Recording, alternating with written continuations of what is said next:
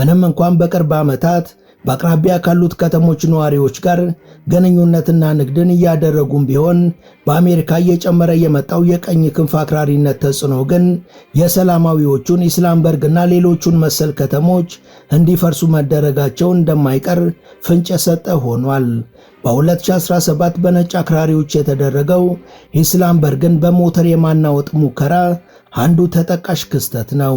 በወቅቱ ጆሴፍ ግላስጎ የተባለ ሰው ካደራጃቸው ነጭ አክራሪዎች ጋር ሆነው ወደ ኢስላምበርግ ብዙ ሞተሮችን እየነዱ ለመግባት ሞከሩ።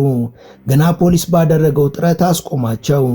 ከዓመት በኋላ ደግሞ ዕድሜያቸው ከ20 ዓመት በታች የሆኑ 4 ነጭ ወጣቶች ጥቃት ሊያደርሱ ሲሉ ፖሊስ በቁጥጥር ስር አውሏቸዋል።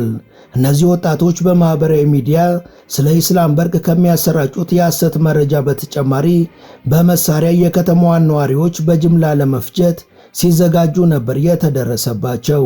ለዚህ ዕቅዳቸውም 23 የተለያዩ የጦር መሳሪያዎችንና 3 በቤት ውስጥ የተሰሩ ቦምቦችን አዘጋጅተው ነበር።